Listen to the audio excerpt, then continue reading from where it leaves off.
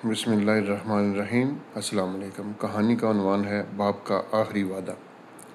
گاؤں سہانا پور میں ایک پرانا گھر تھا جس کی دیواروں پر مٹی کی تہیں اور صحن میں ایک بہت بڑا نیم کا درخت تھا۔ اسی گھر میں ارسلان اپنی ماں کے ساتھ رہتا تھا۔ ارسلان کے والد یوسف کو گزرے ہوئے 12 سال ہو چکے تھے۔ یوسف گاؤں کے بہترین کسانوں میں شمار ہوتے تھے۔ لوگ کہتے تھے کہ وہ غریب ضرور تھے مگر کبھی کسی کا حق نہیں مارتے تھے۔ ارسلان اپنے والد کو بہت یاد کرتا تھا، لیکن اس کے ذہن میں ایک سوال ہمیشہ رہتا تھا کہ اس کے والد نے اپنی زندگی کے آخری سالوں میں اتنی پریشانی کیوں برداشت کی تھی۔ ایک دن گھر کی مرمت کرتے ہوئے ارسلان کو دیوار کے اندر ایک چھوٹا سا لکڑی کا ڈبہ ملا۔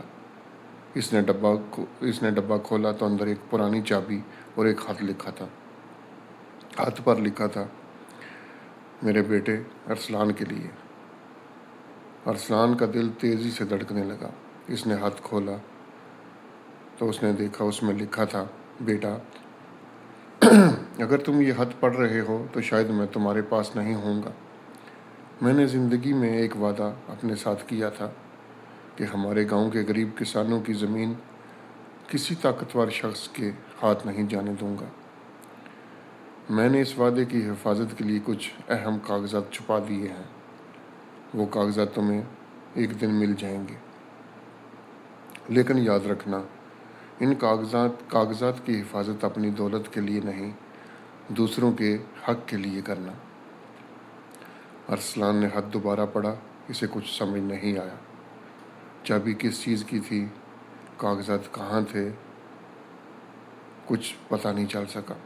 اگلی صبح وہ اپنی ماں کے پاس گیا تو اس نے پوچھا، امی ابو نے ایک ہاتھ چھوڑا تھا۔ ماں نے ہاتھ پڑھا تو اس کی آنکھوں میں آنسو آ گئے۔ تو ارسلان نے پوچھا، آپ کو معلوم تھا یہ؟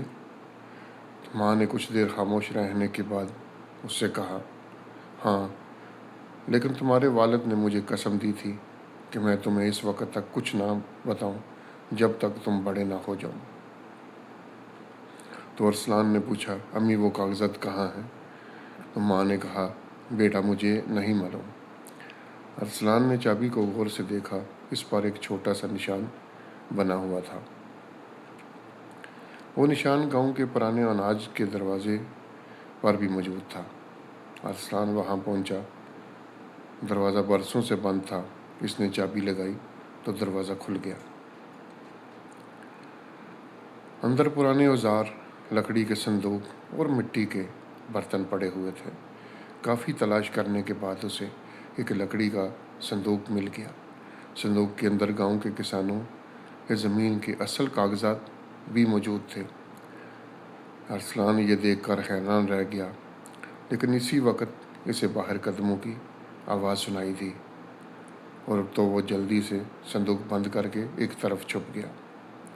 2 آدمی اندر داخل ہوئے تو ایک نے دوسرے سے کہا، اگر کاغذات مل گئے تو آدھا گاؤں ہماری زمین سے ہاتھ دھو بیٹھے گا۔ ارسلان سمجھ گیا کہ خطرہ ابھی ختم نہیں ہوا۔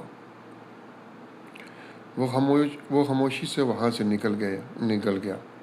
اس نے فوراً گاؤں کے بزرگوں کو ساری بات بتائی تو بزرگوں نے کاغذات دیکھے تو معلوم ہوا کہ کئی سال پہلے ایک طاقتور زمیندار نے دھوکے سے کسانوں کی زمین اپنے نام کرنے کی کوشش کی تھی۔ یوسف نے اصل کاغذات محفوظ کر لیے تھے، اسی وجہ سے وہ برسوں تک دباؤ کا سامنا کرتے رہے۔ اب ارسلان کے سامنے 2 ہی راستے تھے، یا تو وہ کاغذات اپنے پاس رکھ کر خاموش رہتا یا پورے گاؤں کے حق کے لیے کھڑا ہو جاتا۔ اس نے دوسرا راستہ چنا۔ کاغذات سرکاری ریکارڈ کے ساتھ پیش کیے گئے۔ تحقیق ہوئی تو ثابت ہو گیا کہ کئی کسانوں کی زمین غلط طریقے سے چھینی جا رہی تھی۔ زمینیں اصل مالکان کو واپس مل گئیں۔ گاؤں میں خوشی کی لہر دوڑ گئی۔ ایک بوڑھے کسان نے ارسلان کا ہاتھ پکڑ کر کہا، بیٹا تم نے ہمارے بچوں کا مستقبل بچا لیا ہے۔ تو ارسلان نے مسکرا کر جواب دیا، میں نے کچھ نہیں کیا، میرے والد نے اپنا وعدہ پورا کر دیا ہے۔ اس رات ارسلان اپنے والد की कब्र पर गया। उसने कब्र के पास बैठकर कहा, बाबा, आपका वादा मैंने आज निभा दिया। हवा चली, नीम के दरख्त के पत्ते सरसराने लगे। अरसलान की आंखों में आंसू निकल आए। कुछ दिन बाद गांव के लोगों ने मिलकर यूसुफ की याद में एक छोटा सा स्कूल तमीर किया। उसके दरवाजे पर लिखा गया था, यूसुफ एक ऐसा किसान जिसने अपनी ज़मीन से ज़्यादा दूसरों के हक़ की हिफाजत की। अरसलान ने अपनी माँ से कहा, अम्मी, अबू के पास दौलत तो नहीं थी। माँ मुस्कुराई, लेकिन वो तुम्हें सबसे बड़ी दौलत दे गए। तो अरसलान ने पूछा, कौन सी दौलत दे गए? तो माँ ने कहा, ऐसा नाम जिसे लोग इज़्ज़त से याद करें। इसी तरह कई साल गुजरते गए। अरसलान ने भी अपने वालिद की तरह किसानों की मदद करना शुरू कर दी। जब भी गांव में कोई मुश्किल आती तो लोग उसके पास ही आते थे।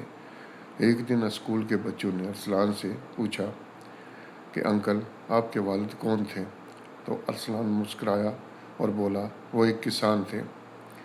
तो बच्चों ने फिर से पूछा, बस? अरसलान ने आसमान की तरफ देखकर कहा,